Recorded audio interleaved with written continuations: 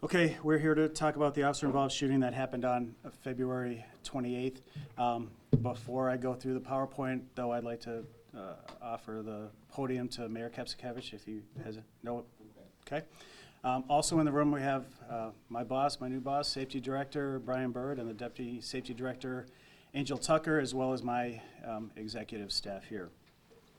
So again, we're going to be talking about the officer-involved shooting that occurred on February 28th, about 20 minutes after midnight. The address is 4616 South Park Lane. If you don't know where that is, it's basically right across the street from the Stranahan. There's just a aerial map of it. There's a Stranahan down below, and you can see the BMV is just to the east of the location. Suspect in this is, thank you, Amy, is Manuel Simon Valero. He is a 32-year-old Hispanic male born in 1989.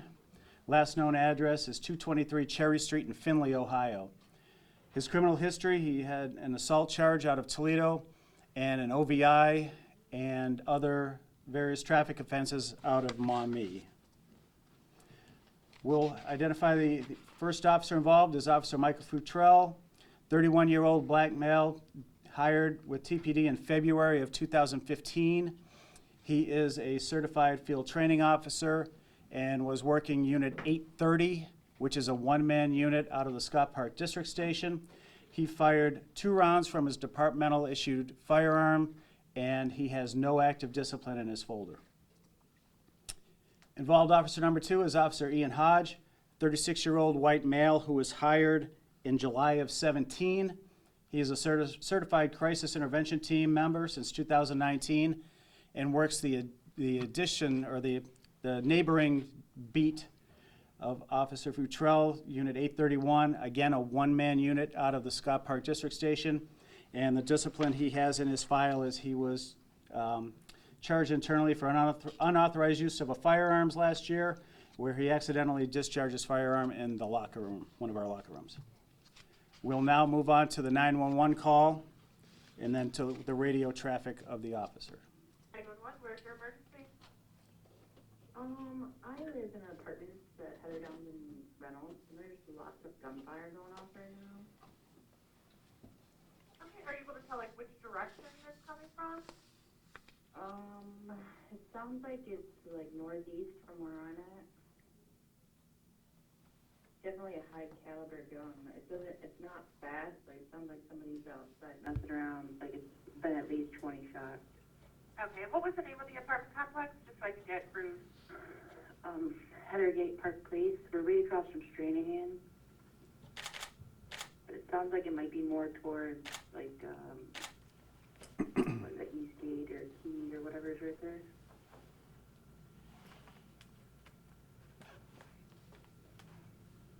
Any action in my apartment. Like, I don't hear anybody talking, so I don't think it's that close. Like, there's some woods around us, but definitely the gunshot's pretty loud.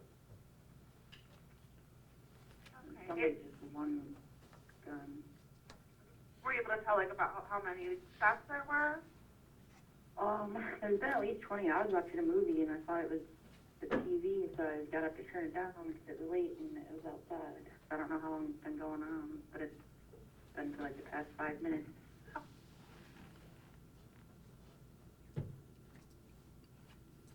Okay, we'll now move on to the radio traffic that you hear from the officer to our communications center, and then before we move on to the body-worn camera footage, I'll make a couple of comments about what you hear.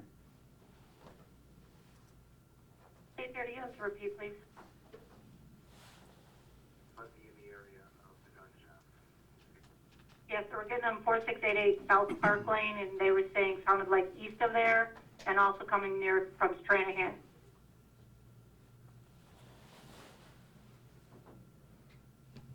We also got someone reporting near Heather Valley fireworks.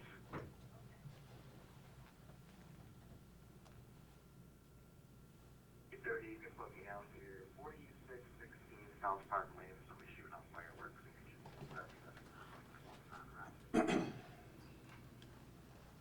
Copy, 830.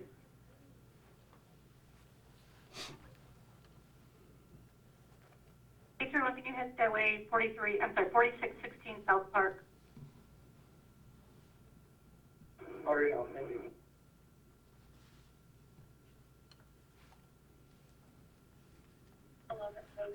For the disabled on Penland and Douglas, you can bring that. Copy 611. And 7 up. 831, 7 up.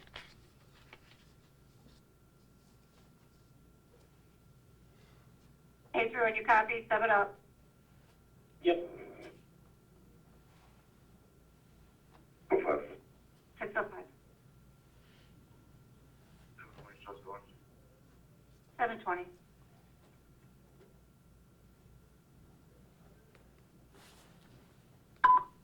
Air's gonna be closed.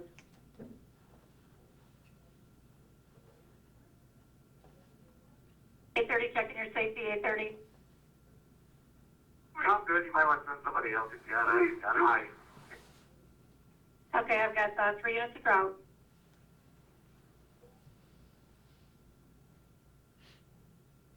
Your one, shots fired. Get medical out here now. Shots fired, medical's en route.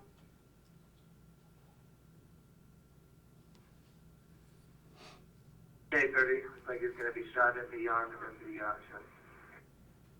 Arm and chest. Air remains closed. Notifying medical. You're at 4616 South Park, correct? Yeah. Copy.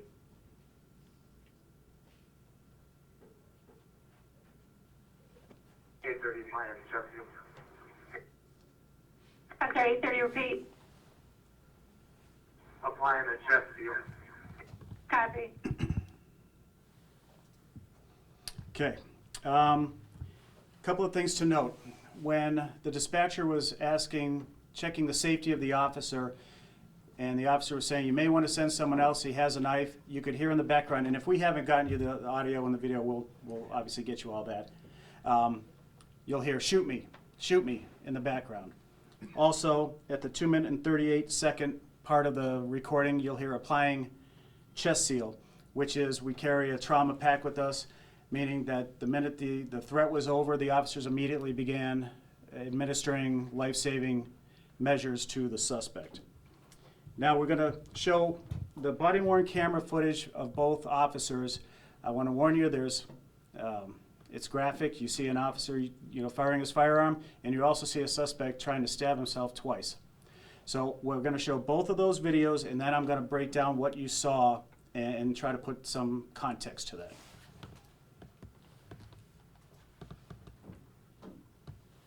Recording. This is Officer Futrell.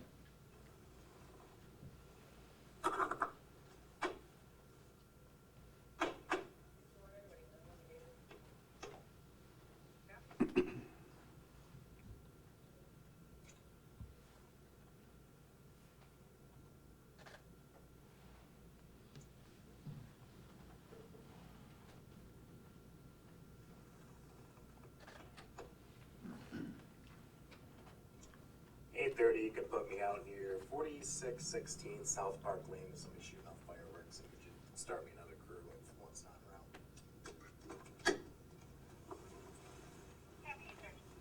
Hey man, what you gotta be like this? Your hand out of your pocket.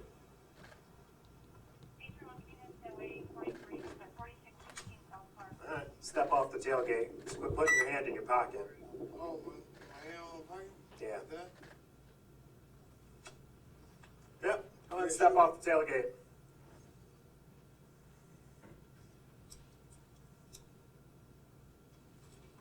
Anything to drink tonight, boss? No, I wouldn't do that. It didn't sound like me. No?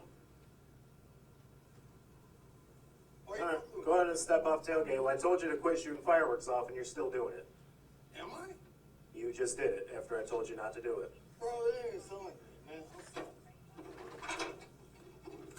You're done. Notice his right hand. You might want to put that knife down, too. You shoot me? If you come at me with that knife, yes. Will you please? If I come at you, will you please shoot me? Right here. Drop the knife. You see how I want you to do it, right? Like that? Yep, drop the knife. We're gonna do it like this? Go on, man. You got the target.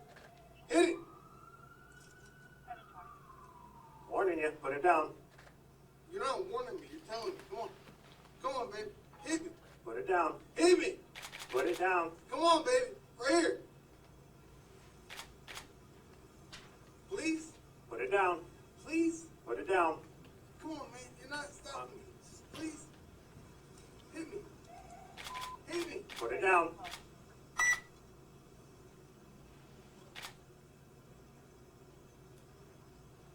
Bro, this isn't a good idea. Just drop it. Fireworks, it's some bullshit. Just drop the knife. Drop the knife. Right there's where he's sticking the knife in his chest. For the first time. Drop the knife. Shoot! Shoot me! I'm good. You might want to send somebody else. He's got Please, a shoot me. knife. Please! Drop the knife. Now! Shoot me! Please! Drop the knife. Put it down. We don't want to have to do this, boss. Put it down. Why are you guys so scared? I'm asking. Please shoot me. Drop the knife. Look, man. Coat off. Shoot me.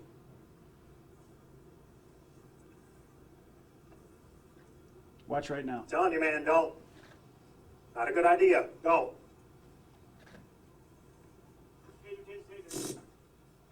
Good, I'm doing it. Drop the knife, please. Telling you, boss, drop the knife. I don't want to hurt Not gonna end well for you. Stabbing himself again. The fuck? The fuck you think it's gonna do? Ow!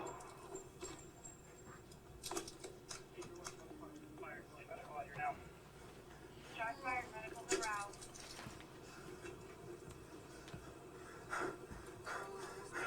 That's where I can see him.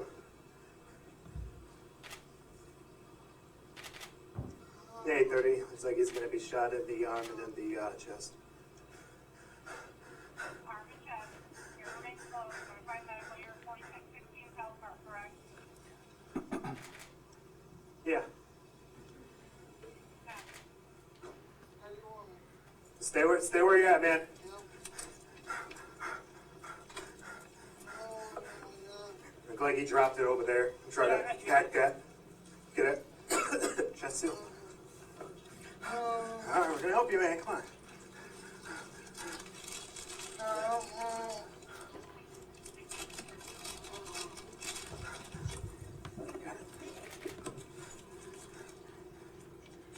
Pretty slow. Slow and steady. You got a chest seal in there, or is that? Yeah, it should be. Right there. No.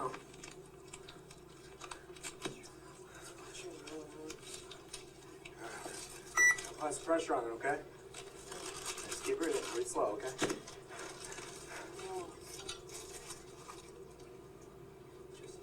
Yeah, try that.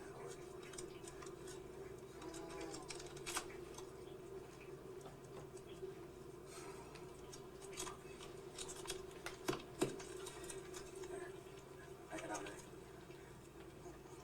8:30 plan, chest seal.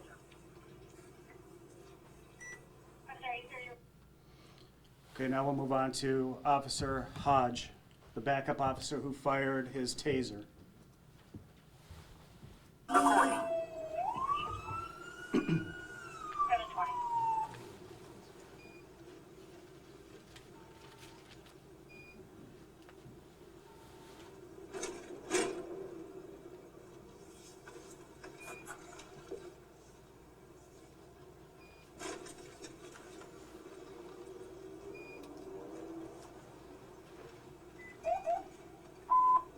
There's gonna be close.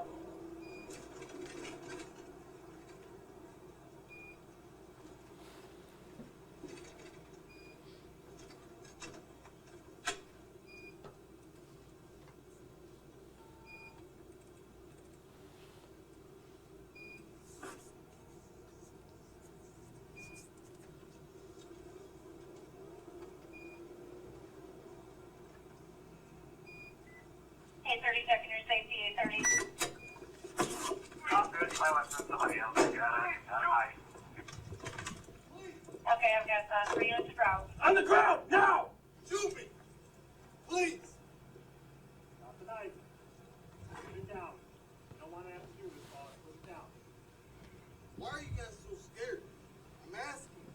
knife. Please shoot me. Drop the knife. Look, man. Shoot me.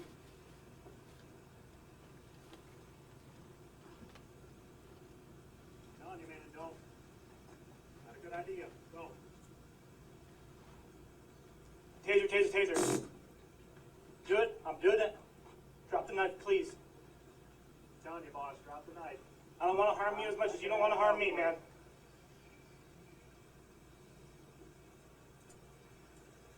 The fuck? The fuck you think I'm gonna do? 831 shots fired. Get medical out here now. The rest is, before we move on, the rest of that video, which you have, is just what you saw from the original officer. Now, I want to talk about the series of events that led up to that shooting.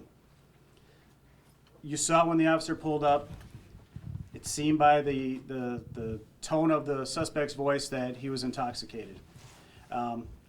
When the officer told him to take his hands out of his pockets, he put one in his pocket, said, what, like this? And didn't take it out. Took out the lighter, lit it a couple times, and when the officer noticed that there was a knife there, he said, don't go after that knife. And he goes, what are you going to do if I do? You know, what? He goes, don't come at me with that knife or I'm going to shoot you. He goes, please, I'm reiterating what you saw. So he was backing the officer up as the officer was trying to de-escalate this a good 20 or 30 feet, I would assume, by just looking at the body-worn camera video.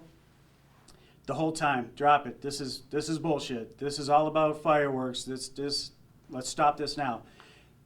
The suspect is pointing two to the chest, one to the head. Put right here. Come on, shoot me. All of that is cues that officers take when we're in a forced situation.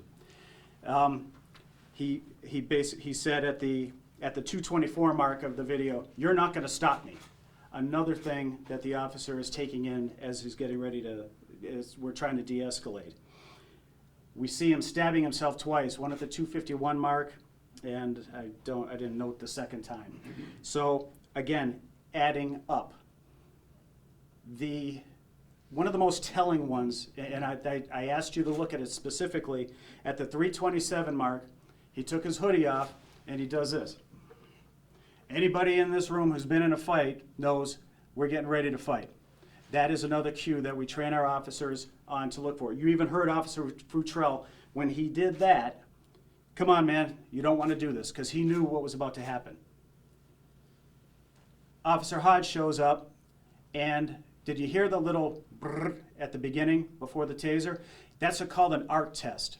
And we do that before we deploy a taser, so the suspect or whomever may have to deploy this on knows that, okay, someone has a taser and there's a chance I'm going to get 50,000 volts through my body real quick. That didn't stop him.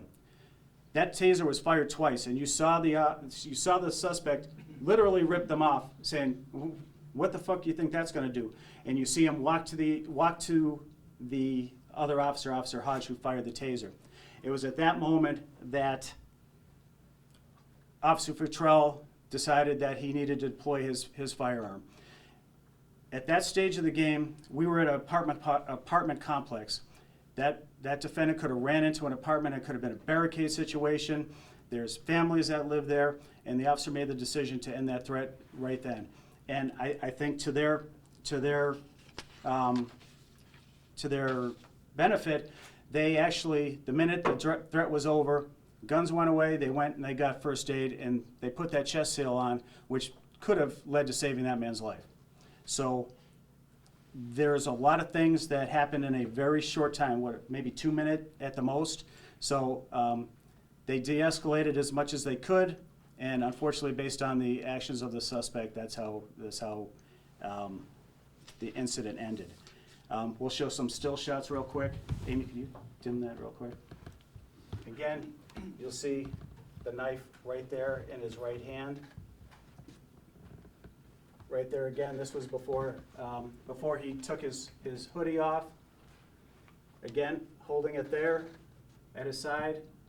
This was after the taser was deployed and probably just made him more angry. And he was coming towards Officer Hodge, and that's when the shots were fired. and that's the knife that we recovered from the scene. Again, like I said earlier, officers immediately rendered first aid until the fire department showed up, and officers attempted to use a taser warning arc, which I described, and the probe deployment, which were unsuccessful. I've seen a lot of comments on why didn't the taser work. That's not a foolproof tool. I believe, don't quote me on the statistics, but I think 40% of the time tasers don't work. And to have them work sufficiently, you need separation between the probes to really get the electromagnetic current through there. And quite honestly, some people it doesn't affect them. I saw a firefighter get a 5-second ride with a taser and he didn't even flinch. So that's not a foolproof tool, but it shows the progression on the use of force continuum: officer presence, verbal commands, de-escalation, taser, and unfortunately it had to lead to, based on the actions of this suspect, him being shot. So that is our PowerPoint, if there's any questions. Just walk me through, so after the taser is deployed the second time and the guy starts walking towards your second officer, I think some people at home will say, well, he's not flailing a knife around, he's not actively hitting the officer or anything like that. What is the point where you train your officers that they can use the firearm when the other person has the knife and it's not actively swinging per se? That's the biggest questions we all get in law enforcement. The fact of the matter is, we don't have to be shot, we don't have to be stabbed, we don't have to have a firearm or a knife shoved at us like you were describing. The series of events led Officer Futrell to come to the conclusion that everything that they had tried was unsuccessful, and the only way that they were going to be able to end that threat was to use a firearm. You're right. A lot of your viewers will say, well, he wasn't running at anybody, he wasn't stabbing anybody. There's a thing, the 21-foot rule, that if you have we're within 21 feet of each other. If you have a knife, you can stab me before I have time to get to my firearms to defend myself. So the officers may have had it, they may have been too close. So that is another factor that comes into effect. Reaction is always slower than action. So like in football, the receivers always have the upper hand because they know what they're going to do, and the defensive backs don't. So offense is always quicker than defense. So that's why I wanted to reiterate, this is a series of events, not just one still picture when the officer uses firearm. And the taser you were talking about, sometimes it's ineffective. Is there any other technology? Is there anything else that is non-lethal? There are. Now you got to remember, our officers that are on the street, our field operations officers and our special ops officers, they don't have the rubber bullets in their guns.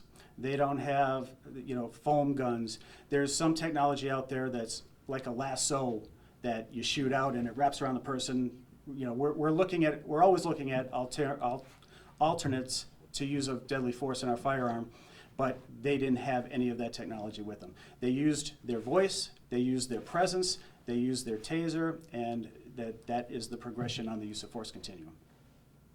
So we're starting to see so-called suicide by cop become a bit of an issue. We've seen it a few times recently. Would you guys say that this is something that you have a procedure for? Is this something that you guys are talking about how to discuss? Is this becoming a larger issue than before? Well, we had one, was it last winter, where we had a similar incident. It all comes down to the same thing, trying to de-escalate the situation. You heard this man, he was begging the officers to shoot him. That's the last thing any officer wants to do, trust me. And they used the tools that we gave him. One of the officers was a CIT, and he used his verbal, they're trying to befriend him, they're trying to get a relationship. Come on, boss, come on, buddy, you don't want to do this. As a suicide by cop, we handle that the same way we would if we get into a foot chase with someone. We take the circumstances that are given to us then, and we take our training and coordinate it to that specific incident, if that makes sense. Does the phrasing, come on, shoot me, is that a different type of protocol as opposed to somebody just trying to resist arrest? Like what is the protocol when that officer hears that phrase? Because that would be a trigger phrase, I would imagine, right? There's no protocol for it, but it makes the officers think that, okay, this person may want to die, and they don't care what they're going to have to do to get that. They may not have the strength or the courage to do it themselves, and they know that if they do a certain thing, an officer is going to be forced to defend themselves. It's another cue in that progression that those officers have to take all of those mental, verbal, audible cues and process it and come to a decision within seconds. And then I know the first officer was a one-man crew. They both were one-man crews. Is it important to get that second one there as soon as possible when you hear those cues or when that kind of stuff starts? If you heard Officer Futrell, he immediately called for backup, which is a good thing. And in those one officer district crews, they really pay attention to their closest other officer. That other officer was already en route when the dispatcher said, hey, go back him up. He said, I'm already on the way. So they really try to, they see what the nature of the call is, they hear the voice of the responding officer, and they respond as quickly as humanly possible. Because it looked like the first officer did get out of his vehicle, but was the backup already on the way? When he actually started heading that way when the first officer was dispatched to that call. Gotcha. Okay. We kind of do that. When I was on the street, we would do it the same way. We would hear someone either go out on a traffic stop or get sent to a hot call, which we call a hot call that could be dangerous. And if we're going the other way, let's just turn around and meander that way just in case. Midnights, by himself, that officer took the initiative to head that way to back up his fellow officer. What is the status of the suspect right now? He is still in the hospital in stable but critical condition. And then when your staff and you yourself have watched this video and listened to everything, is there anything you've taken away, anything you've learned, anything that maybe you've gleaned from it that you can give to your other officers? We use these incidents as training all the time. You know, not saying that these officers were complacent. I'm not saying that at all. But we're always saying, you never know. This was a fireworks call, and it ended up being almost a fatal force. We cannot be complacent. That's a good thing about TPD officers. Officer Futrell, he knew what he was doing. He immediately called for backup. He wasn't complacent, and that's what we try to instill in our officers. Nothing is routine. No matter what the call is, no matter what the situation, nothing is routine. Okay? Thanks, everybody.